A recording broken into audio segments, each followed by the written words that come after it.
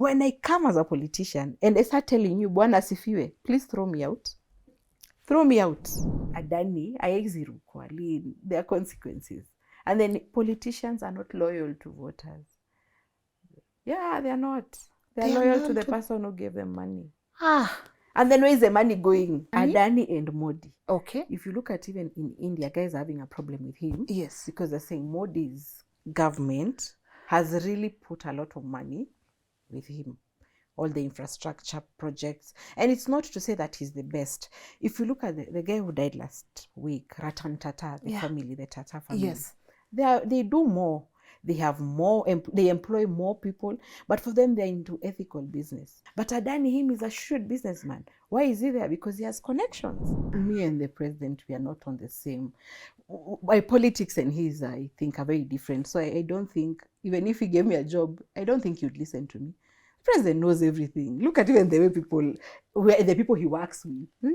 He comes off as he knows everything. Then I might go there, suggest something, and then... So I realized we are not on the same path. Yeah. Wao ni wakusema empty coffers. Me, I'm into focusing on creating revenue collection for the country. And remember the 2019 census. There was this case, the Northeastern MPs, they went to court challenging the numbers. So my assumption was maybe they're doing this for those people who were being told, like Wajir, they said that the population is 700,000 thereabout, but they were arguing that there are more than 1.7 million. So that's around 800,000, 900,000. Yeah. So I started realizing maybe they're using these birth certificates to give people who are Kenyans, they don't have birth certificates, so that they can get ID numbers.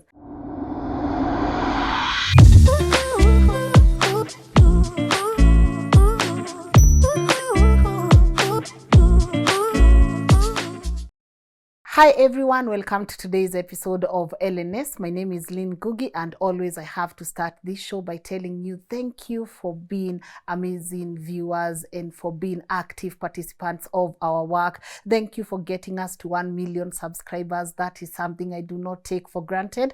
And also, I'm happy to have my guest today. Honestly, I love her posts. If you follow her, personally, I see her posts on Facebook. You can see that she's a person with no fear. And I know we get to ask her, Wajakoya alienda wapi? I know many of you would want me to ask her that question, but that's not actually why we are here. You've realized that in our country, something very weird is happening. IDs no longer come out on time, birth certificates are missing, and then even passports. This has been a narrative. They take forever and forever and forever.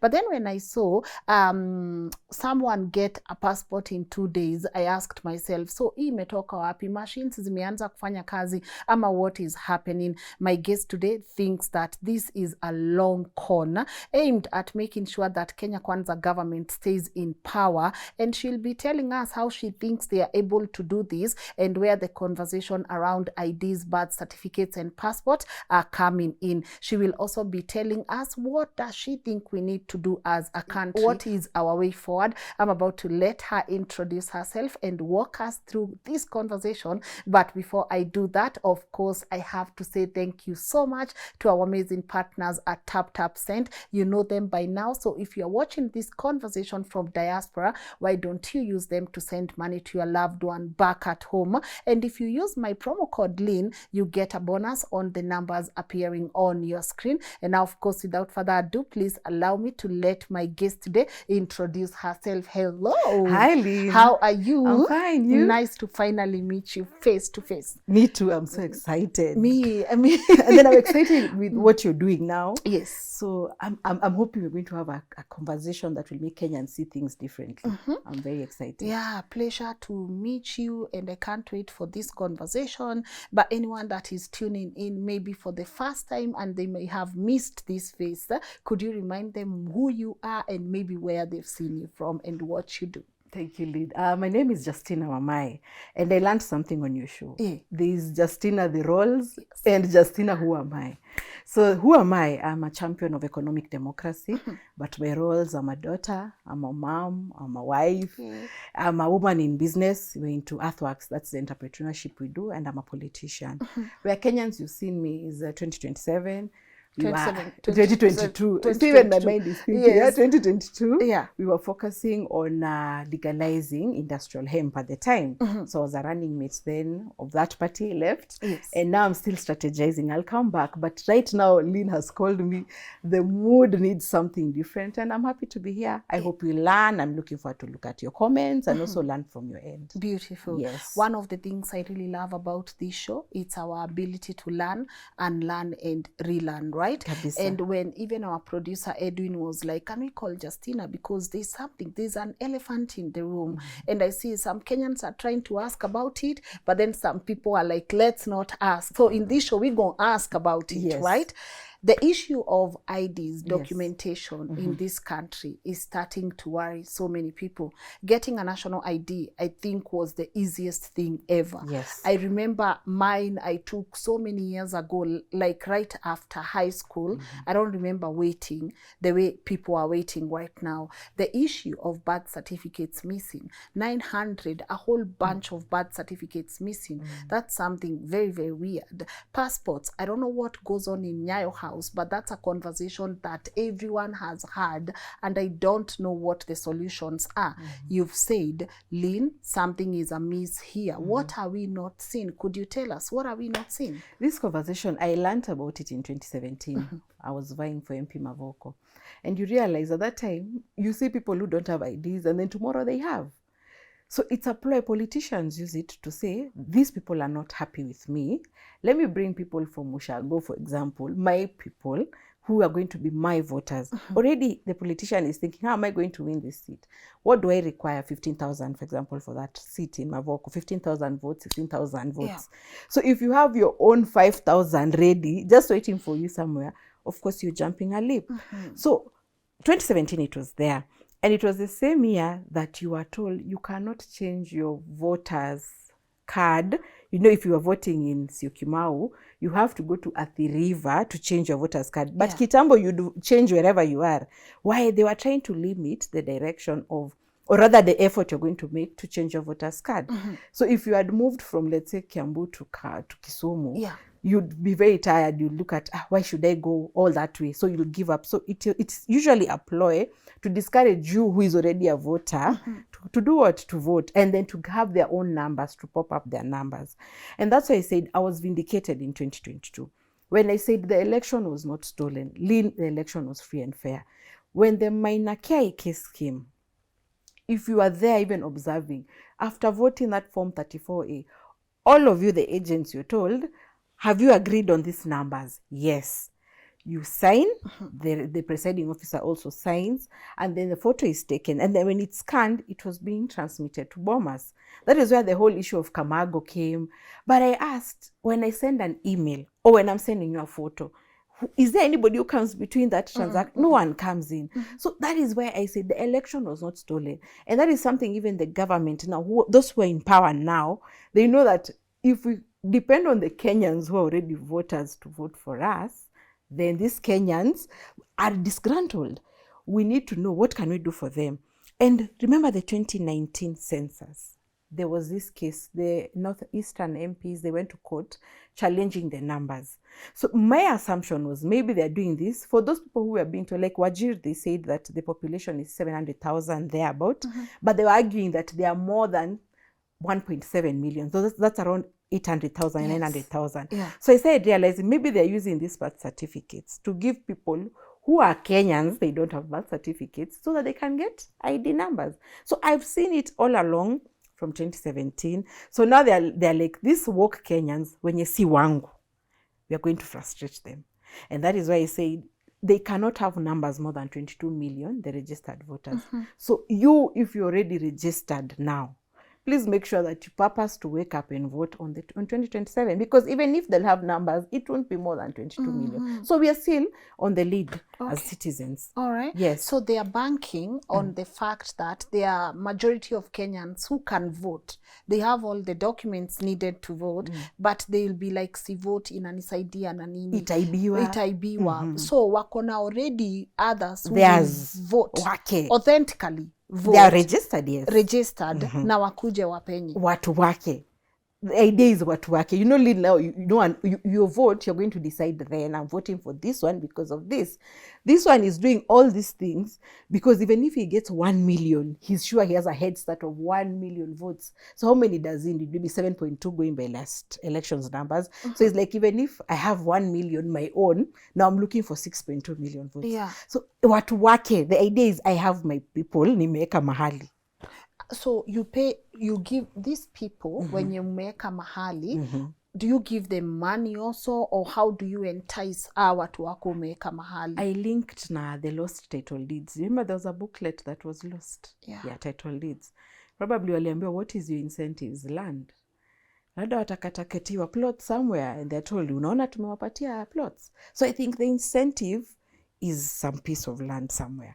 So the lost birth certificates and the lost title deeds, you're going to give you status as a Kenyan, and then they're like, what are we getting?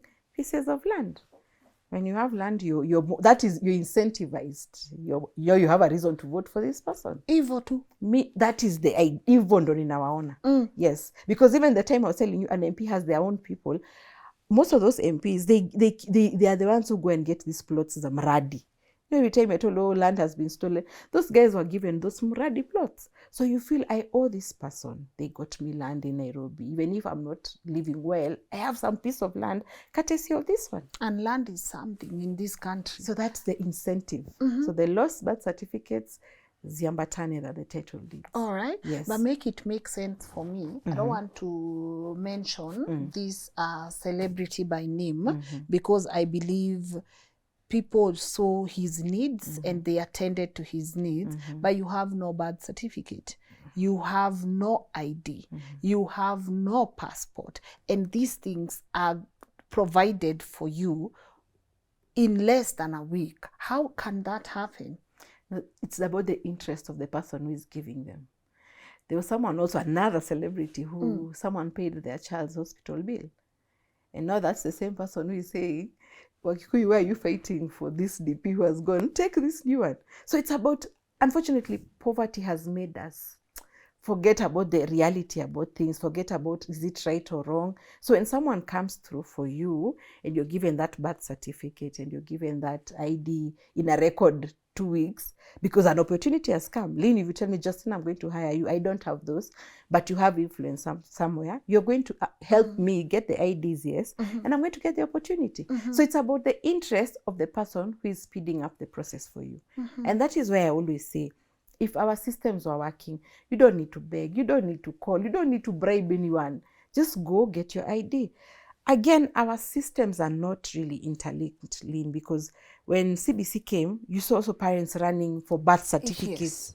Why was it, when you get your baby, you're given a notification?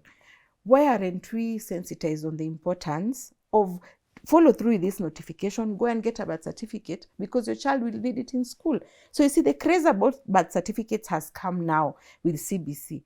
So there is so much that we lack in terms of linking the processes and the systems so that the ordinary mwananchi can understand what you're doing. Yes. How hard is that, by the way? Okay. How hard is linking the system? I looked at, I might want to blame the people, but Lynn, I realized the problem is this. When you look at government owns the infrastructure. Government owns the system. Government is offering the service. Government cannot do all those things. It's like it's having so much on their plate. And that is why I realized that how about government separates itself from the owner of infrastructure, the regulator, and the service delivery? Why not float an IPO? And that's my argument. If you want to. And where did that argument come from? On Facebook, there's a lady who was given 300 mil. The one was saying she's going to speed up. When you plant a seed, you get that lady. The scammer? The scammer. Yes. That was 300 mil that got lost. But overall, since the pyramid scheme started in Kenya, Kenyans have lost 8B. In pyramid scheme, yes. Kenya tuko na pesa. Kenyans have money. Tufanye tutoe Adani tujenge JK because we have money then. Kenyans have money. 8B in total.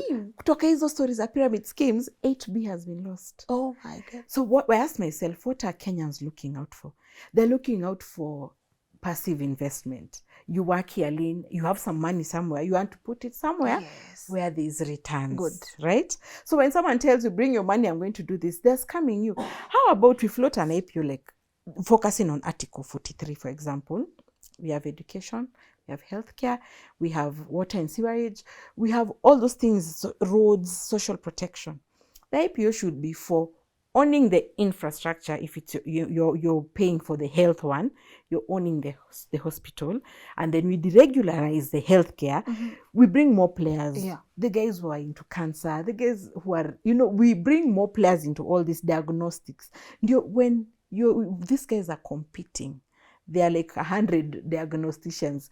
You cannot charge us 3,000. Clearly, the other guy is going to be cheaper than you. So what do? If you're expensive, demand and supply will dictate that you lower your prices. So my idea was, if we focus on IPO, that government focuses solely on regulation, value addition, value development. You see, that is policy. I love that, yes. Sisi, we bring our money. I want to buy a matatu, but I don't have that millions, I'm told. BRT, this bus rapid it's called transit. Yes, I put my money there. Me, it's passive for me. My money won't be lost, but no one is going to scam me. And then we look at who will handle this. We can invest. It's just a matter of policy, that you go influence the policy there. It becomes a conglomerate. It holds the health, the education. At least we give Kenyans legit ways of investing passively. And then, Lynn, when you go to hospital, and of course there are more factors, the demand and supply are in play. Of course, they're not charging you expensive because they also want to make a profit. Ukilipa ata husi that 50 bob. You're paying for your shares. I told someone that idea kaniambia, but you want free healthcare. Lynn, someone has to foot the bill. I asked them, do you have shares in Safaricom? Yes. Are you given free airtime? No. Why do you buy airtime there? Because there are some shares of yours you're looking that at the end of the year, bonus itakuwa poa. So I want Kenyans to start seeing that government won't come to do things for us. Lynn, in fact, we need to start looking at the business side of it. Businesses thrive because they make a profit. Lynn, when you make a profit today, you're going to expand tomorrow. So I want us to stop thinking we are going to be given free healthcare, let's open up more players. I've seen schools, someone who had invested a lot of money, they took a bank loan, now they have defaulted, they have closed the school. And in that area, there is no single public school. Government can do, through that IPO thing, core business integration. We as government, we have no structure here. How about we do a core business integration with this other school?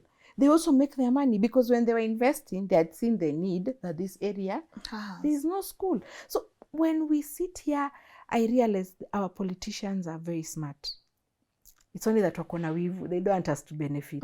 So let's start thinking like them. When someone is investing about giving ideas, haraka, he's thinking as a businessman. What are my returns? What are my returns? So even as Kenyans, let's not be emotional about these things. Let's be logical. If you're giving ideas, fine, you want to get 22 million. We 22 million of us are going to motivate ourselves, are going to encourage ourselves, are going to volunteer to even be party agents, so that day when people are told, let's go vote, you're there. Give you time, ensure that Form 34A, the other one for MP 435, everything has been tallied well, everything has been entered, you have signed. So because if Kenyans really want change, Lynn, they must invest in the process. They must. Alafu tuna invest na serikali inaiba pesa yote. How are we going to be partners in what again? Let me tell Can you imagine if you are the owner of that school? Right? Hypothetically speaking, you are the investor of that school that is closing down because you've defaulted. Then the government comes and says, let's be partners in this. Your gava within 1 month inakutoa hapo na inachukua mpaka hiyo shamba. Sasa shida ni the ones who are there. How do you deal with trust? Because before we can be business partners, I have to trust you. Okay, are you saying we are supposed to trust these people? No. Maybe I'm seeing things wrong, but is there anything left to trust here? These ones, for me, I always say, ini bet ilishachomeka. This bet ilishaungua Lynn. But I want Kenyans to start thinking, our trust has been trampled on. We've been treated badly because of trust. How about we start looking at things from a mutual benefit. So you're coming here for my vote. But with whom? There's still something I want to understand. Mutual benefit between who and who? Lynn, there are so many people who are not in power, who didn't win elections. And those people didn't win elections because, one, they were not part of the wave. Yes. Two, they have chosen to be on the minority. Okay. And I've had the privilege of seeking votes without money. Yes. Lynn, Kenyans treat you badly. When you don't have money. In fact, let me tell you, I'm so happy you're doing this because middle class will watch and then they're going to go tell their grandmas, their cousins in the village, their cousins everywhere. Just shun that free lunch. Lynn, when you don't have money, people treat you badly. And that is when I categorize the Kenyan voters. There's the one who is an investor. Someone has money, assuming Adani. Yes. Why do you think Adani has so much power? I would believe he invested his money in one of the campaigns. It's time to collect. Is someone finally saying it for what it is? It's time to collect. So you think aliweka pesa yake. Aliwekelea bet. Iko na itaungua. I'm telling you, itaungua. These guys have to do that. So when he gets into power, whoever who the money was given to, assuming he's the one who is in power, he has to pay that guy. Then there's another category. When we go on the ground as politicians, we don't find them. Those guys are in offices, wako job. So those ones are the guys who call, they're like, Kimani Wanduthi, nani tupatie nani governor? You see, him is out of touch, but he's going to vote, but he's being guided by Kimani Wanduthi. Now that's the third class of Kenyan voters. Kimani Wanduthi will tell you, vote for Lynn. Because when Lynn came, she put fuel on my boda. And then we went around with Lynn. She bought melons za ule mama. Alinunulia mama mboga. So when Kimani Wanduthi is telling this middle class, vote for Lynn, it's because of what they got from you. So who ends up getting shortchanged? The middle class guys. Because you're voting because Kimani Wanduthi told you, but him, he benefited. In fact, sometimes we laugh at mama mbogas and boda guys. Those guys collected their dues during elections. Yes. They collected. What? Kila mtu apambane sasa. Sasa wewe middle class unasaidia Kimani. Yeah, alisha dish. Now what is your mutual benefit? Those are the three. And that is where these ones are the guys who invest. For them, it's about policy influence. I'm in sugar business. I want to make sure my company reaps big. So you go influence policies. You see MPs sponsoring bills, Lynn. Come on now. Yeah? Mm-hmm. That MP will look, this guy gave me 50 million for my campaign. What am I going to do? And the agreement was 50 million, but you're going to influence the policy to help me. Now what do? And you took the money. And you didn't eat the money. By the way, let me tell you, politicians, when you're given campaign money, you go and give guys on the ground. You want to chafua? It's called a chafuari in the ground. So we have to also change even this idea of, someone has a big campaign. You're not asking yourself, where is this money coming from? Someone must foot the bill. So, hypothetically speaking, yes, say Adani, because now I'm starting to believe it's deeper than what we've been looking at. Say he financed the campaign. The government since ni ya kuruka watu, iwezi mruka tu. Haiwezi. When you look at the history of Adani, he's linked to Prime Minister Modi. And they know the consequences. They know. Let me tell you, politicians, I told you, are not emotional. Koja tuchanue, tumepotea.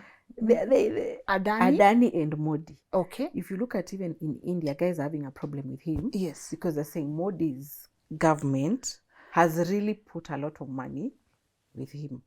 All the infrastructure projects. And it's not to say that he's the best. If you look at the guy who died last week, Ratan Tata, the family, the Tata family. Yes. They do more. They have more, they employ more people. But for them, they're into ethical business. Adani has like 50,000 employees. These others, they are going into thousands, more guys who have impact, who are getting returns from the Tata family. But Adani, him, is a shrewd businessman. Why is he there? Because he has connections. It's not that he's done anything that is different. So maybe, we don't know, but maybe at some point, I believe that Adani, there are consequences. And then politicians are not loyal to voters.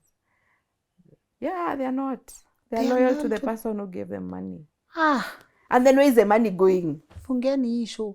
Wait, what? So, hata tushinde huku tukiongea as voters, politicians are never loyal to us. Because what was your investment you as a voter? Ulimsaidiaje? If alikuja ground without money and you are being trashy to them or you are being rude, yeah, nakuona, fine, let me give you this 50 bob, but may I know what I'm getting. So they're not loyal to us. And that's why I'm always telling Kenyans, let's shun this free lunch. It has consequences. Because now even if we say Adani must go, they're doing their own thing. They have to pay the guy. And then they're also looking into the future. We might need more money then. So we're here making money. They're not loyal to us. And to campaign while poor is another thing. But I'm telling you, it's the best thing that has happened to me. Because Lynn, I get genuine people. Anyone who I've met in politics, we know when you have money, everyone comes. When you don't have money, the genuine people are the ones who follow you. They volunteer. They're encouraging you. They're giving you different perspectives. So the ones I've worked with, I can say they're the genuine guys. Yeah, because for them, they're out to see a different country. So, if, say, for example, today we are getting info from a real one. So, say now, for example, the politicians, their deals are with the investors. Yes. Their paperwork documentation of how they'll get the numbers is already catered to. So why do people vote? Why have this whole conversation around Kenny basi muende mvote? Isn't this now maybe where people say hata si hakuna haja? Where Kenyans vote, they vote against. Remember guys are voting against Uhuru and amalize aende. They were voting against Bangi. The church was voting against Bangi, right? And let me tell you, I'll tell you that story another time. No, tell us. That Bangi story hurt my parents. Let me tell you, Lynn. My parents are Presbyterian. So when I was named running mate, I didn't even call my mom because I knew italeta tu shida. Yes. So then my hubby's son was telling me, where to end? So as long as huyu naishi kwake, ana shida. So we continued. So my mom is being sent WhatsApp messages. Hey, ona huyu akona huyu mtu wa bangi sijui. Hey, my mom calls me. She's making noise. But I think the problem she had was that people were telling her, mtoto wako si umemlea vizuri, sasa anaongea maneno ya bangi. And that's why I even told people, stop calling my mom. Don't call my mom. If you have a problem, call me. Because now you're working this mama a lot of stress for nothing. So I can assure you that when my mom was going through that process, the church was saying, we are going to vote against Bangi. Yes. And so Kenyans don't know, are you voting for this? No, you're voting against. Yeah. So why are we voting? Your emotions are scared. Go and vote against Bangi. Go and vote against. Go and vote. So, send Uhuru home. But we have to be used again our constitution. They have to show that they are doing something that is in line with the constitution. Is that what just happened to Gachagua? Of course. And on Friday it will happen again. Oh, how? Have you seen that notice, that extension limit of the president and the MP to 7 years? Friday they have called a public participation. If we don't demand that, fine, you're using Article 256, that Parliament is amending the constitution, give us a referendum. Let us 1 million vote. Even if you steal, Kenyans will say, we had voted that we didn't want extension of limits. But now they are focusing on, with all this Gachagua story, Friday will come, they'll go say, Kenyans say we extend the same limits. way they said there was public participation on housing levy. Who did that public participation? And that is why we must, you remember referendum for, was it 206? We went voting. Yes, orange. Let them spend money. This issue of Kenyans saying, oh, when we do a runoff, we are spending money. Watch how they use the money. Because even the money is already there. If we save it, even I ask Kenyans, that time you are saying, oh, we are here to spoil votes. You're going to cause a runoff. I ask Kenyans, now after elections, where is that money? Did we even sit back and ask, where is that money for runoff? Because of course it had been budgeted for in the eventuality that there was a runoff. So let the money be spent. We say we voted for this referendum and we voted for the extension of limit or not. Yeah. Hey, I'm coming back to that, but if I don't ask you something, our audience will be like, Lynn, so Bangi mulikuwa mnafa. What was... Let me tell you. I gotta ask the weed question, because walk me through your mind around the legalization of weed. let me take you back to when 2017 I was vying. Yeah. I remember I was telling people that there is no money in government. And when even Gachagua said we found empty coffers, it goes to show that politicians imagine government there is money. And when we went on the ground campaigning, you hear people saying, mimi nitaenda kuwaletea pesa. So people assume that there's money somewhere in government sitting there waiting to be utilized. But it goes back to creation of the money. How does government make money? Through taxes, through debt.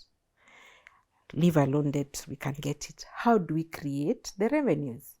Lynn, when you look at this national tax policy that they're working on, and they're saying the taxes we have are VAT, income tax, excise, and custom. But when you look at even excise, they're saying the challenge they face is that smuggling, they lose so much huku kwa borders. You may think at your border imezuba, but there are guys who are smuggling and money, KRA is not taxing them, so we don't know. Then they come here, they sell, they make their money. Yeah. When you look at VAT, of course, it's at 16% for some things, and then it's at 8% for fuel.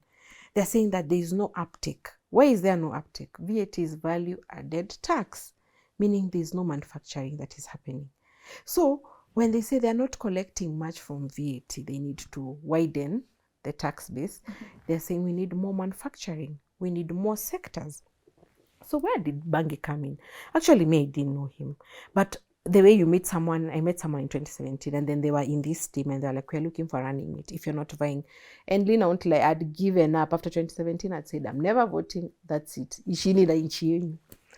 So I went. When I listened to his argument about Bangi, I said it resonated to the idea of creating money for the country. And that is why I got into the team, and we continued. So I want Kenyans to start seeing, yes, the coffers are empty, because we need to create money. There's no money that is waiting somewhere. We need a conducive environment for even businesses to thrive. We need to do away with over-regulation. There's a time I posted that I was in a salon, and the Kanjos came. What did this lady do? She just closed the door na tukazima steam. Yes. So someone was asking, mbona mnazima steam? Told them to tusikie vizuri. But even this Kanjo guys, the government is too large. We need it lean. Because when they're looking for money, they're harassing traders, where Lipa Salon, 7,800 license fee for that year. Their pressure is to pay salaries, but not to do development. So we need even a lean government. We need to create wealth. We need more people doing things. When I say Kaluma, for example, we use it most of the time. But when you look at it, it's from India. I imagine that eucalyptus plant is somewhere there. Those cottage industries know what they're doing. They make that Kaluma, then it's branded and it's brought to Kenya. Aren't they paying their own taxes? They are paying their own taxes. Something else.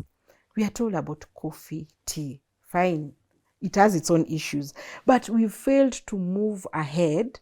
Coffee, tea was for our grandparents and our parents. Now, as children, what are we investing in? And that is why I said, let's float an IPO for health, for education, for water and sewerage, so that even us, you can say, me, I own shares. You're not depending on that tea, your grandparents. We have more sectors. So if you have manufacturing, we have agriculture, health as a sector, education as a sector that is making money. Even as a Nairobi Stock Exchange is going to be having that issue of this transaction happening. And remember, Kibaki left us only having opened CDS accounts. We need to go back to that aspect. It's not a must that an 8 to 5 job, but at least you're having some income that is coming in. So the idea was creating revenue for the government. How much revenue is in weed? At that time, let me know. I've learned more. Okay. I've learned more now. Tell me. The revenue, I wouldn't give the numbers, but I want Kenyans to think in terms of sectors. And we have 55 million of us. Let's not even think about exporting. Can we first wear clothes ourselves, have our own books? I saw publishers complaining that they are paying VAT on books. Can we zero rate books? Can we use that hemp to make paper, print our own books? Remember, we're creating employment, making books cheaper. So when we think about hemp, let's think about the different sectors that will emanate from having the hemp as a material. Because hemp is part of the factors of production, material. We want something that is growing very fast. In 3 months, it's gone into manufacturing. And whatever you're doing, and I've always said, one county, one product. We might see that hemp for textile does well in Western, hemp for seeds or hemp for oil or cosmetics does well in Kiambu. So if that county says one product, as we are selling the oil, then these ones are selling clothes, these ones are selling food, we can do the buying so that we can spur up our own economy. And I don't want Kenyans to think we are doing things for export. Can we first focus on ourselves? Can we wear our own clothes? Can we get full to shibe kwanza? Then the extra we can sell. So think of it in terms of the sectors that will grow out of having that as a material. Yes. No, but the reason I was asking, because I see weed has quite some money. Yes. You'll see they've burnt weed worth 90 million, all this and that. But if you are to run again, would it be something that would be part of your manifesto? It will be under factor of production materials. Again, a problem we have in this country, Lynn, we say that there's unemployment, but we have not ordered the disorder in our factors of production. We've not done what? Ordered the disorder in our factors of production. Come on, girl. Look, we have land, we have labor, we have capital, we have entrepreneurship, we have material and energy. So you, as you see today, you're saying I want to go into manufacturing. I want to buy land. You go down here, you're told 200 million. So that money might even eat into even your machinery, right? And then when you look at our labor, we have been taught to think about employment. We are not thinking about startup. I always see the garbage in Dandora and I'm like, I know there are schools there. I know they go for science congress competition. If these schools are told, you guys in this zone, give us your solution to this garbage. Lynn, and then they give us a solution. We get an investor through joint ventures. Those schools will be making their own income from royalties. You get? So I want Kenyans to look at it that the factors of production also limit our entrepreneurial spirit. So when you look at also the land is expensive. Our labor, we are taught about employment, so you don't think startup. Our capital, the banks now prefer loaning government because it's easier, quicker return, non-risky. Them they won't say ati. Them they're even cashing. They want to see the money that is there. Look at entrepreneurship. Again, I said about the salon lady. She can't pay. You can't even afford to pay the license. So what do you do? So a lot of money is getting lost in that the factors of production are not ordered. I have always asked this question. At least and here now it's difficult, but there's a time when you want to transfer your logbook. It was easy. You go on eTeams, Raka, you finish. I asked, why can't land be as easy as that? If today you took a loan and you finished, there's that encumbrance on your title deed. Do you know it'll take you over a year to remove it? Mara sijui Ministry of Lands, I don't know, you get someone. Why can't we just make the system easy? So that even if this investor is coming, they have seen land somewhere, bas, they buy arakaraka. Because at times you end up being conned because of this process that is difficult. Let's make our factors of production so easy. So that when you're doing something, you've come to invest. If it's land you're buying, you buy. And again, why is land expensive in Kenya? Do you know it's the only investment, land and matatus? What are the other options of investment? Real estate lazima ununue land. Real estate na matatu na lori. Haya. Ebu angalia sahi, you have some money, you have $1 million somewhere. Utaweka wapi? IMF. Ile you feel, I'm doing something. The money is not lying idle. It's land. That's why you're seeing everyone is saying Buroti. Everyone is into land buying. It is a matatu or in transport. It's a lorry. But we have other sectors, and that's why I mentioned health, education. They should be income generating. And the moment there are more players, factors of demand and supply, prices will go down. Okay. Yes. But now, so what are we saying here? What are the solutions? Because especially when it comes down now to voting, the politicians ate someone's money. They need to pay back. Where does that leave us as a country now? Where do we go? Even if we wanted to go somewhere and we already been told this has to be paid, this has to be done. Where does that leave us as normal people, normal wananchis? We are disadvantaged. But what is the solution? Lynn, there are so many people I've met. They have a vision for this country, but they're afraid of just the brutal nature of politics. Number two, they are saying we don't have money. Well, is it so hard for us to say this one, we've identified they have a vision? Is it so hard for us to say this MCA, the way he speaks to us here? Because let me tell you, when you don't have money, you go telling people, like that time I was telling people about, there's a law on these schools that are not government schools in slums, but there are those two schools. That law says that at some point they'll be funded by government, but they have never received funding because, of course, there is no money. So my argument was, why not link these schools? Government owns it, the core business integration I was talking about. So I'm trying to explain that to people, and they're like, "Ay, we unatuachia nini?" You don't even want to hear what is happening. Where you're like, hey, where is the money? Haraka. You get? So can we first shun that free lunch? We have, after elections, we eat for 5 years, Lynn. No one gives you food. Can we first start allowing people to speak their minds, to give their vision? Because I'm sure there are many guys who have never won. And in fact, when someone tells me, oh, you never won an election. Yes, I've never won because I'm the right person. You guys voted the wrong person, the one who had the money. Serious. Because, Lynn, Kenyans just believe in money. And then we are so short-term. So let's think long-term, number one. There are people people have identified even in grassroots who have a vision, who know what they're doing. Then also there are others who out there, they have a vision, but are afraid to get into politics. I tell guys, just get into politics. Number two, long-term in terms of, let's stop saying, Lynn atatoa Justina. Remember Nairobi said, this one will remove this one. But we forgot to ask then, after removing, what is this person's vision? Because we focus so much on winning the election. Then we forget, now delivery is coming. Now we start saying, oh, mtu hata ajui kazi aliba kura nini. But we never interrogated, what were they going to do after winning? And what had they done? By the way, even me sometimes, I tend to wonder where to draw a line between mtu haezi lead nchi na, but his portfolio even before was, so why are we, sometimes I wonder, why are we complaining? Because sisi tunapenda, I don't know, there is a spirit of loving sarakasi.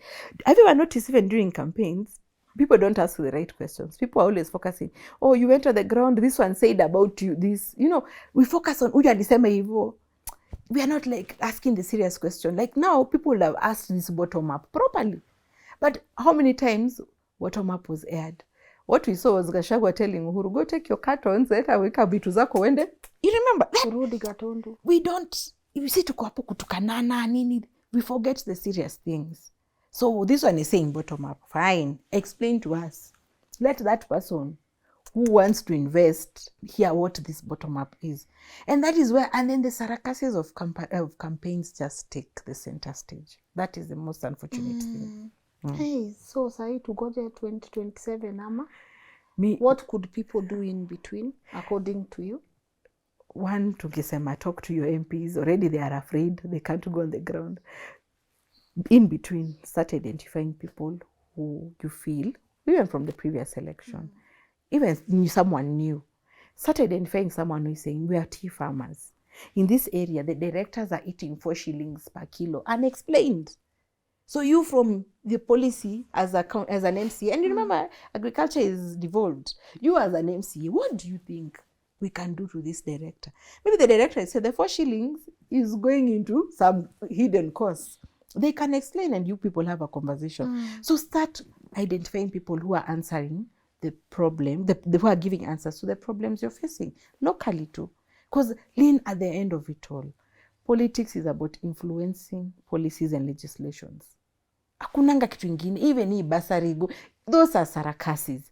It's about influencing policies. Lynn, I look forward to a day, the policy will be like deregularized tea farming. Let that mzungu we are told is in Mombasa come to Murang'a. Ashinda kizunguko huko, anaangalia the tea. That way, you'll see it will be like tourism. Somewhere invest in a nice hotel in Murang'a, for example. Watu wanakuja wanalala. The tourism will come in. Because now, this tea goes to Mombasa. Even you, the farmer, the money has not taken you to Mombasa. Wewe mwenyewe. You pluck it every day. But the money has never taken you to Mombasa. So your tea gets to Mombasa even before you. Why not? Why should they stay in Mombasa? Let them come. What are we hiding? Let them come and say, I want this tea because it's better than this one. Apewe farmer anapewa pesa yake hapo. Mnaachana. That is when people will feel you've invested. Yeah. We, some people would say Justina anaongea tu hivi cause ako nje. Tumeona the version when they go inside. Do you think you would have still been this person if you had gone into government? And what do you think changes the transition between you now wanting to associate with the normal mwananchi vis-a-vis you betraying the mwananchi when you get into parliament or to government? I'll give a story. I did a course, a UK course on procurement. And that's why I tell Kenyans, we say colonialism is bad, but it's good to also use their knowledge. We use them. If they're using us, we use them. Yes. I told you politicians are not emotional, they are logical. So start thinking, if they're using me, I use them. When I did that course, it was a procurement course. In everything you are doing, you are being told, base it on a model, an economic model, a business model. So I learned that when these guys are doing something, we'll come and say, Lynn, tunauza hii light. What model are we basing? Are we doing privatization? Are we doing IPO? When you identify the model you're using, at least you're going to structure your ideas towards a goal. What am I saying? I might change because I'm a Kenyan. Let me say, I will even change because one, I'm a Kenyan. I'm not different. I've been born in this. You know what? I've been born in this environment. Hata wewe utachange. Tumekuambukiza. And that's why I told Kenyans, don't look at what I'm saying. Look at the models. When I say we need to order the disorder in our factors of production, Adam Smith is the owner of the factors of production. Since 18th century, it has been used. So let us look at things from a perspective of a model, something that has worked over time. These superpowers have used those models. The reason even people say the fastest growing economy, because all bottlenecks in their factors of production have been removed. Surely, can I argue with Adam Smith, who was there in 18th century? Lynn, Kenyans must stop saying, we don't trust you. Kenyans must start saying, what is my mutual benefit? So I put in my money in transport. The BRT needs 9,000 vehicles, those ones. You've put in your money. What government is getting capital, that is the benefit for government capital. Mimi as Lynn with my 1 million, what is my benefit? Yearly returns. When Kenya starts seeing things from a mutual perspective, mutual benefit perspective, you won't need to trust anybody. The models are there. It's about mutual benefits. So our trust has gone. We are rotten, all of us. But look at someone who is structured, someone who is using models that are making sense. Yes. Don't look at who they are. What are they doing? Lynn, all of us. If we start looking, someone will say, Lynn did this to me. So if we start looking at that, we lose the point of everything. Look at what am I getting out of this? Yes. What are farmers getting out of Bangi? What are counties getting out of that Bangi? So when Kenyans look at things like that, and I said, we have to stop wanting people to, we should end trusting people. It's about mutual benefit. Tuna benefit aje. Hey, because 300 million ilipotea, 8 billion mepotea na pyramid. Kenyans are saying, we want passive investment. And then your money drinks water, surely. So you're losing. Someone else what are you benefiting? Focus on the mutual benefit. Where? This is hard because also to other people, the mutual benefit of the I mean, Uhuru was here when he said we are losing 2 billion to corruption daily. Daily. Imagine now, Kenyans will also be scared to invest in with the same governments. One thing that I think EACC, it's a constitutional body. It lacks political goodwill. EACC, someone calls, achana na urafiki yangu, achana na huyo, you know. I hope who comes, whether it's me or someone else, let EACC do their thing. So that don't come calling me, Ati, my friend. No, EACC has seen this. You pay Kenyans. And I won't lie to you, we must go after these people. There's no way control of budget says she can't see Eurobond money anywhere. And then we leave it like that. We must go after these people. But as we are going after them, the country can't stop. Yes. We need to also open other avenues and doing things right. Lynn, I always say when there's corporate governance, as in like whatever you're running, you're serious, you're disciplined, those things are there. But the reason why government money gets lost is that there's no sense of ownership. Remember, there are 3 in 1. They are the regulators, they are the owners of infrastructure, and they are the service providers. So everything gets mixed up. If government just focused on policy, and as you're collecting revenue. So service, when your IPO money, when you put your money in health, you're going to have an issue and someone is sleeping. And even I tell doctors, in as much as you're telling salaries to be telling us that you want your salaries paid, you also have to give Kenyans something. This idea of a doctor says, me bora nalipwa end month. No, you change your KPIs. Yes. If, for example, a private hospital, the doctors are rude, the nurses are rude, will you go there? Their salary is pegged on performance. So even our doctors need to know that your salary will be pegged on performance. If you're rude, people don't come, there are no returns for you. So when we flip at 61 years, this country is not 61 years, Lynn, we have eaten our national cake. The plate is dirty. We don't even know where it is. So we need to start. So where it is? Where is that plate? Where is the plate? Because there is a national cake. Okay, fine. It was eaten. 61 years, surely can you be eating cake? Elisha. So we need to start sitting back and asking ourselves, so what are we creating? What are we doing? The next 60 years, what are we doing? And today someone told me, do you know we were colonized for 68 years? From 1895 to 1963. Then I realized we are 9 years to that 68 years. And what have we really, really achieved? So we need to flip out everything, that cake, Elisha. Now let's focus about now, whether do you want a cake or not, but let's focus on the labor of getting something, the baking, the ingredients. That is what we need to, that is the reset we need.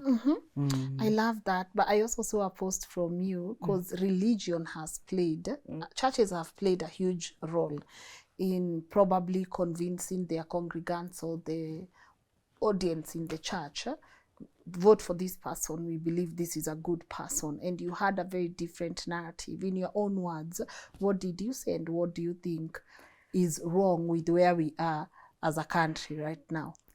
That was informed by someone, a bishop told me. Actually, that bishop, 2022, he told me we were called somewhere. Those in power now had come. So when they were told, now there is a tent there after everything. There's a tent there, we are meeting the presidential candidate. He said, no, I have to rush somewhere. The child was sick or something. So he left. So later, someone told him, you know, you missed. We were given an envelope, 100 Gs each. There. So his son who told me that 2020 is like, me even I'll vote for the bank even if I'm saved. Because he asked those guys 100 Gs to do what? No, we were just being appreciated. He asked, like, are you sure you are being appreciated? You guys were being bought. And when I looked at even after they came into power, all those fathers of Christianity who used to go to State House, were they going there for free? No. They were getting something. So when you come here and tell us that, oh, we made a mistake, you made a mistake because you were driven by the brown envelope.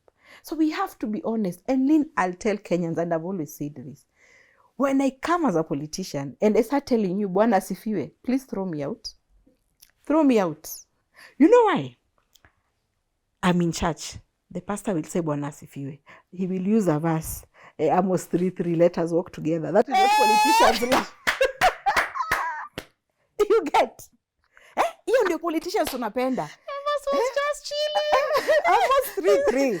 Let us walk to, see, that verse. Hiyo ndio verse ya politicians. Hiyo ndio politicians. Let us walk together. Yes. Unaomba kura. Hiyo ni kazi yangu ama ni kazi ya pastor? My work is to come and tell you, people here, these industries are wanachafua environment. Yes. They are not managing waste. The policy I will influence is that we need to, because we cannot afford. Actually, I was telling someone, why can't government give us sewerage the whole country? You know, because sewerage is a problem. I see these honeysuckers around and I'm like, these guys are doing a business so that they can survive, but they're doing something. Yeah. Someone told me, do you know the cost of having a sewer system in the country? So mine, I'm supposed to come there and tell you, maneno that when it rains, guys are opening up their septic tanks. Me, I'll influence a policy. Whether we find budget for sewer system, or how do we do it? Is it through privatization? Is it through business integration? That is what I should be telling people. Not coming to tell you, Bwana alisema Amos 3:3. No, throw me out because I don't know my role. My role is policy and legislation as a politician. So Kenyans need to separate. Leave the emotion. I told you, politicians are not emotional. They are logical. use your logic. Achana na hizo emotions mingi. Don't say this one has done this. Look at what are the policy directions they're taking us. Because at the end of it all, at 61 years, we've messed up, we've done everything. So do we even forget about the next 61, or we're going to salvage this situation? That is where we are. So watu wacha kusema we are reaping the benefits of it happened. But the good thing, even with what is happening now, we are testing our constitution. There was not an article that you have asked. There was an article on, on impeachment when it was written there for nothing. And I've also told Kenyans, let us even test that one on a runoff. Yes, let us have that runoff. Let us test this constitution to see how best we can do things in this country, because there is no perfect way of doing things, but at least we can start somewhere with an idea. Yes. So for those who have shifted gears, because again, I just want to hear from someone who has been inside. Why do politicians quickly shift from one person to the other? You have Gachagua and his people there, then all of a sudden he's alone. Is it money? Ama unaona tuachane iende tu ile side? Power comes with benefits. Hey. Where were guys around him? Because he had some money, government money. Now atarudi kwa mfuko atoe pesa yake, nothing. Iwezi make. Lino wezi. You can never remove your money to invest. In fact, there's a time after election, I went to visit someone. They were in a psych hospital. And then let me tell you, dude, I counted how many politicians there? 5. Guys took loans to invest in politics. They lost. Utakosaje kukua mgonjwa? So that money is your money. And that's why I said government is confused, because you're the regulator, you're the owner of infrastructure, and you're giving service. So the money is there. No one is really accountable for that money, but he has a budget. So why do people follow politicians? The politician, for example, one was telling us, I voted against Gachagua because my people come ask for roads. Who has power? He's the president. So I have to stick with the one who has power. Hey, emotions. Because power comes with money. Benefits. And in time when you simp to someone, you're going to get something out of it. So why are we even reducing our politicians to simping to someone? Why not have these processes that this area, if it's even that LAPSET project for the one we had on Vision 2030, money should be allocated. Why are we even telling people to beg? Where are they bribing? If it was there, Vision 2030 was there. Can we do those projects? Can we allocate money there? Where uko Lamu, there's a road, and you want to invest, you go there. And the problem we have now again is that people start saying, oh, this tribe is the reason we are not doing well. It's not about that tribe. It's about our factors of production. They are not conducive. And again, that's why I said I have a problem with small, and they are called micro and small enterprises. Lynn, we are told that ingia biashara. So me have an M-Pesa here, you have an Ivo agent. What are our returns? Why not even tushikane with that capital and do something better? We be a medium or even a large scale something. So this idea of me have my own is not helping us. So I want Kenyans to start seeing the cake is over. The plate is lost. So who is going to start? Are we going to bake? Are we going to cook ugali? Can we start focus on what are we doing? And that one comes with ensuring we have economic democracy. Lynn, we have all other democracies. That's why we have social media. We say whatever. We are no longer arrested. But economic democracy, we are not yet there. Zero. Atuko. And that's why you see someone say, this one is the reason we are here. No, we didn't have the specific model we were following. No, we didn't. Is there someone you're looking at and you think they are doing a good job, that you think there's still hope for the country when you look at them? And feel free to name the names. Right now, really? Oh, wow. Right now, everyone is serving their own interest. Explain to me, how can someone say Adani is bad 1 month ago? Now they're in government, Adani is good. Everyone is serving their own interest. But again, we do not have a specific model. I told you, these UK people think in models.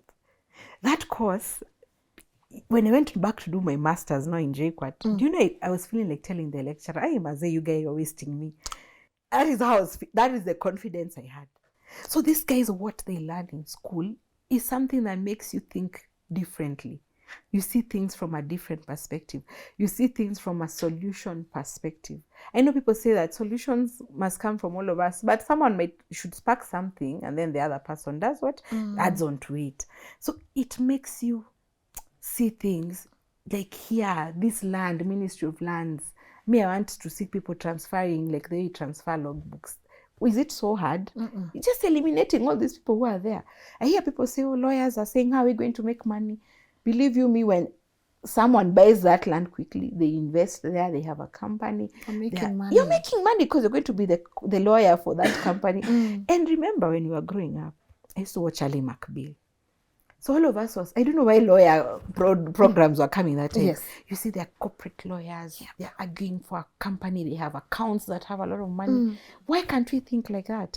Even if you're a lawyer and you're a sports lawyer, your client has been hurt, they need to be given money.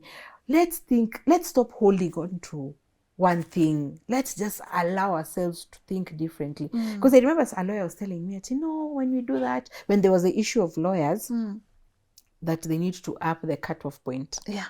I said, no, we even need to lower it. Let's have more lawyers. Why should it be a club? Because one, if you're a lawyer in this country, either you know someone, you go to work in their law firm, or you're a lecturer. Then what happens to the others? Look at even a kid today, Lynn, you walk where you live and ask that kid, what do you want to be? Engineer, doctor, teacher? But right now we have 8 million kids. So the ones who are not that, are they bad kids? The ones who never make it to be engineer, doctor, are they bad? No, they have other talents. So why are we locking out people in one way? We need to just open up the space. Let people do whatever they're doing. I remember I went to a public school and we had a swimming pool, and I've always asked this question. We had swimmers. Those guys would have taken it. The best swimmers, where did they go?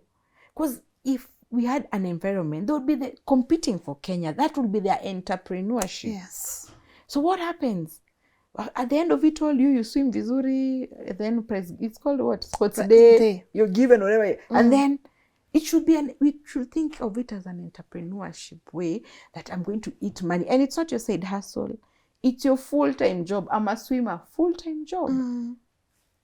Have we lost that kid? We haven't. No. So I want us to let's just open up everything. If you're a dancer, make money out of whatever you're doing. Lay our total, do everything because you're making money. And it's legit. Swimming is legit. Dancing is legit. Yeah. Do what you love. But we need to order the disorder in our factors of production. We must. But there's hope though. There's so much hope. There's hope. But we need to shun that free lunch. We need to. And Lynn, I'll tell you, the ones who are watching this are middle class. Don't go calling Kamau and Duthi. Where are we giving this one? He collected. Then the other guy is collecting from his policy. What are you getting? Housing levy, SHIF, SHA. You had to do that. You had to do that. Yeah, because some states don't vote. They're the ones who say voting Ujinga. And imagine that 8 million. If they voted, maybe things would have been. Okay, one, people are saying there were no options, true. But now next time, because I'm sure there'll be options. Anza kutafuta options sahi. Watu waanze wajitokeze. Not just voting, also protecting your vote. Be an agent. Join a political party of your choice yenye unataka. But just make sure you're part of the conversation. Actively participate. Okay. Because hata msipo vote. Vote zishanunuliwa. The first guy I told you, they have invested their money. For them, it's business. And why is this person investing money in this country, Lynn? Ashaona potential. By the way, tell me why? Why is Adani so what? What can I say? A business I'm person. trying to sound nice. Aggressive. Mbona anakazana na Kenya? Na anaona Kenyans wamtaki but anakazana tu.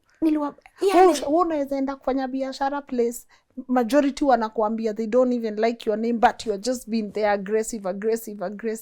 Kuna kwanga na chat inakwanga ati stakeholders. So they look at you like, okay, yeah, the Kenyans are there. What influence and power do you guys have? Unaget? Kuna hiyo stakeholder, kuna kwanga hiyo diagram. Wanaangalianga kuna wanaambiwa keep satisfied. That one, there are not many but they have kidogo influence. So satisfy this. So, kuna watu wanaweza gombana wapewe pesa wanyamaze. Like the ones are saying. Kuna influencers wanapelekwa wa document how good Adani is. Unaona? So people wanajua those ones in government know huyu akipiga kelele tumuone kando. Hiyo ndio inakuwa stakeholder management. Keep satisfied. These others, yes, you don't have power, you don't have influence. So what do? We ignore you. Mi nataka Wakenya waanze kuona Lynn, Wakenya waanze kuona vitu from a mutual perspective. Huyu msa anasema we ignore you. We ignoring you because okay, what is the best we'll do? Twende maandamano and then tulie tumeshutiwa, si ndio? Tukae home. Tushinde tukizusha. So we are talking, yes, but what is your power? What is your influence? So they'll ignore you. Okay, yeah, unaenda unapiga kelele sana, they see you kando kidogo. But that is where Adani no, we must satisfy this guy. He gave us money. He has power, he has influence. There's that stakeholders management. Utaiona ziko nne. So wewe kama una power, okay, unaweza kuwa una power, but unaweza fanya kakitu, they inform you. That's why we are being informed. Okay, on Friday mukuje parliament about that extension of presidential limit. They're just informing us. But they have already decided. Lynn, tuwache kukua emotional. It goes back to even our school, our system, how we learn, Lynn. See, till you grow up, you're told you're doing business studies, then you come, you find taxation, VAT. Those are things that should be compulsory from ule mtoto mdogo. Ndio saa watoto wanaanza kugrow wakifikiria in terms of, if me I love business, negotiation skills, you learn from an early age. Agriculture, me I want to be a farmer. You learn, I want to be an extension of, you learn. Oh. Unaona? So nikisema factors of production zetu are not right, they are not. Because even education yetu is a factor of production. If our labor is informed, they're innovative, they want to focus on research, it goes back to what are we learning? So, Lynn, we need to order the disorder. Yeah. That's my take home. Yes. We need to order the disorder. In our factors of production. A lot of take homes. Beautiful thought pattern, by the way. I just unajua watu wanaweza sema kwa nini nyinyi mnakuanga na ideas msikizangu? Na kitu ndasema, I know we are feeling some kind of way about Israel now. But this guy, Shimon Peres said, we need to rely more on our imagination than memory.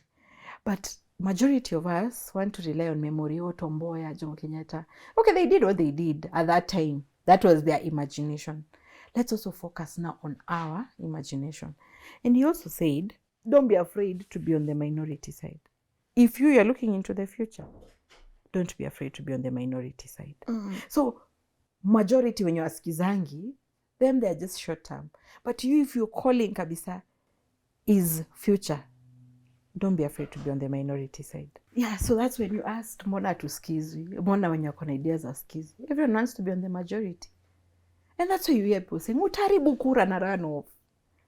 Why are they afraid of being that minority? So when you're told that, all of us, yes, go not to the majority. But you are not convinced about these guys. But ushaambiwa, mbona mnaharibu kura? Haribu. Pesa ni yetu. If they're wasting money with things that are not helping us, let us see how our runoff plays out. It's going to help us in terms of even our democracy. So don't be afraid. And I know maybe you and you guys are saying, why is Lynn was doing they're called human interest stories. Now she's focusing on Kwani, you know me, it's a question I don't answer. Because if you're asking me that question, you have no idea what is happening in our country. Like, it's a question I said I will never answer. And never. Yeah. Usiwai. Because I know guys are like, we wachana na siasa, we focus. I know guys tell you that. Utaua brand. People, like, so for me, if you're thinking along that route, tumefika penye tumefika, it's been real. But if I have to explain to you why these conversations are important, then it means hatuendi the same direction. Ufuati almost 3. Itakuwa hard. Exactly. Itakuwa hard. Usiogope, don't be afraid. And when you have time, just read Shimon. He's late. Just read the guy. He's like, okay, we don't need to fight at Israel and Palestine. No. There's a cost to that war. Can we look for other ways? And that is why maybe I'm from the mountain, but I'm not born there. I'm not raised there. Iliguzwa. But I've always told guys, stop looking at it from, Ati will do something. You're only 10 counties that are from the mountain. What about the others who live in the 40 non-mountain counties? What are you telling them? We go fight because this guy has gone home? No. It's about not consolidating. It's called consensus, working with other Kenyans. Because Lynn, at the end of it all, whether I am Nani, I'm a Nani. The challenge we have, January you must pay school fees. There's Christmas here. All those things do not matter because I'm Kikuyu and that. No, those challenges. If I'm sick, I go What is common? If I go, I'm going to hospital, shift is not working. Is it separating at this one's again? No. So those issues of stream limas, achana nazo. Focus on the problems affecting us. Because at the end of it all, you're paying school fees, then the kids will just come stay at home. And that is also a challenge not even our parents have. Because now they're like, nimemsomesha. And I don't blame our parents because for them their investment was kusomesha. But what are their returns? People are still unemployed. Wow. What are the parents' returns? So wachana na tisijui mtu wetu. Me, if I know, if you're looking into the future, allow yourself to be in the minority. Period. Yes. The right side. Yeah. Of history. Guys will come. Wherever they come, the day they'll be touched. Wataona what you've been saying. Wataona. They'll see. Oh, thank you. I feel like I don't want to let you go. You are a beautiful vibe to talk to. You too. But yeah, you are a beautiful vibe. I actually thought we would get here and talk about just ideas and documents and whatnot, but a lot has come. A lot has come out of this conversation. Anyone that is watching you at home, what's that one particular take home you would love to leave them with? The parting shot. Kenyans, I'll tell you that I look forward to the day we are going to see our country as an economic power. The day our country we are going to have equal opportunities for all. The day we are going to be united on the fact that I have food, I can do my own things, not because of tribe. No, let's just be united because we are going somewhere and we have a vision. But the most important thing I'll tell you, as a champion of economic democracy, we must be an economic powerhouse. Period. Yes, we must be. Because that's what we are lacking. We are lacking. Because socially, we talk power. Political. There's a time my dad was telling me, people are telling me unaongeanga vibaya Facebook. Even my dad I know. Yeah. And it's like, do you know there's a time you used to pay for TV permits? And I'm like, okay, that was then, Dad. The new constitution allows us to say what you're saying. So, because again, and I'll tell Kenyans, don't call my parents, not to those who know my parents. Leave them alone. Our appendix, actually, they don't like the fact that I'm in politics. And I understand them because their time, we know who was president and they saw what happened to people. But don't call my parents. They hate politics the way you do. Yeah. But for you, you're okay being on the minority, the right side.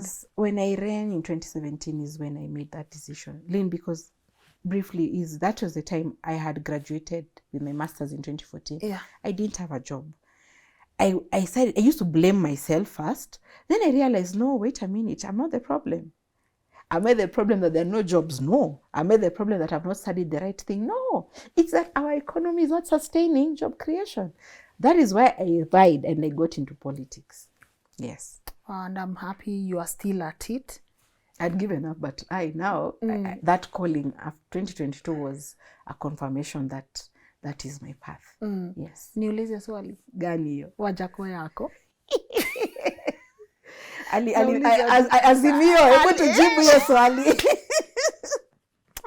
Najua pia kuna watu wangu. Azimio ndio wanajua kwenye wajako yako. Si wao ndo alimbeba. Wakaniacha na bangi. Wakaniacha na bangi. Wakaniacha na zile antivenom. Wakaniacha na bolo bells. Imagine waliniacha hiyo mzigo peke yangu. Imagine. It's a dirty game. Politics. But don't be emotional.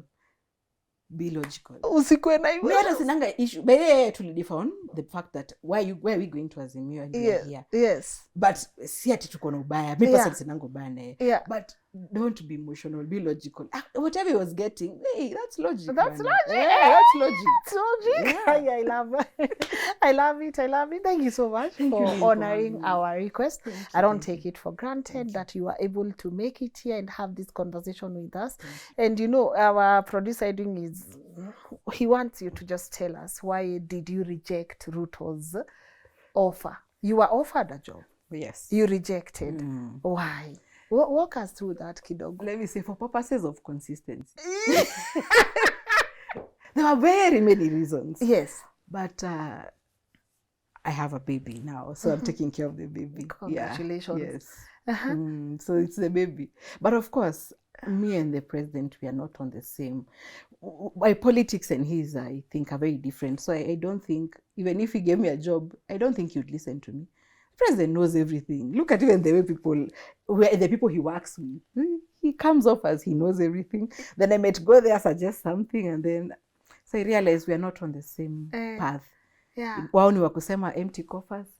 Me, I'm into focusing on creating revenue collection for the country. So I declined. But the main reason is because I have a baby. Do you regret though declining?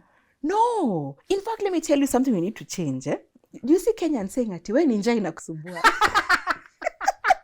I noticed that? Yes.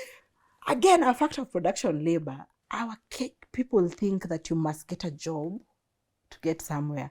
They don't see like you're doing business. Even you baby people say chukua kazi. They are saying like what you're doing here is not not enough. And that's why government should not be the sole employer. Let's even have a lean government, but a very big private sector. So I don't regret. I tell people, I'm into the business of matope. I'm into excavation, earthworks. So that's why I get my daily bread. And the reason probably I tell Kenyans is that I've seen private sector work.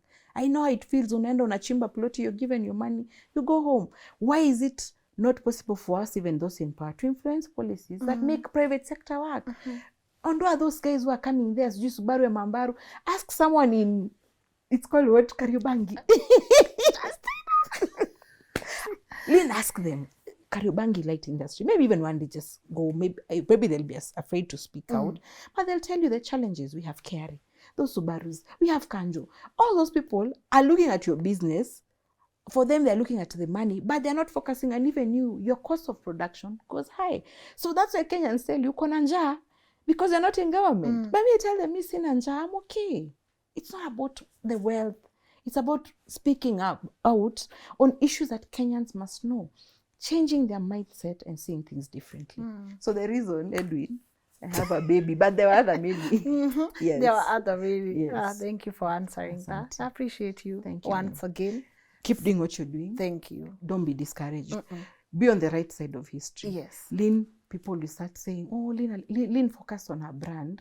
But when there's no country, your brand yako itakuwa wapi? Yeah. So you're building the nation in your own way. In my own. Thank you. How can people connect with you? Facebook, yes. Twitter, TikTok, just in our mind. Yeah. I read actually inboxes. So when you see me ignoring you, either umeongea vibaya na sio lazima. Like we ignore too. Yeah. But I respond. Yes. All right. Thank you so Looking much. forward to the feedback on the comment section about this particular show. Feel free also to answer people on the comment section, just in case there's a question that someone would have wanted to ask and we missed out. You are free to be on our platform. We can add you as a moderator and you can also participate in the comment section. Thank you, Lynn. Yeah, other than that, wish you well. And baby. Home. Let me go see the baby. When I heard it was you, nikasema pana. Wacha niende kwa Lynn. Lynn lazima ningeenda. I don't take that love for granted. Let me tell you, from the first day, ilikuwa corona, you were interviewing someone on the street. I've been following you from that time. Hiyo day nimekuwa nikikufuata. Those were the years. So sasa tumeona progress. So God is good. No, God is good. Yes. I'm loyal to the giver of this gift. Not the gift itself, but this is God. Keep winning. Yes. Thank you. And to you guys home, mnaona aje, show imekuwa aje, tusomeni Hosea. Amos 3.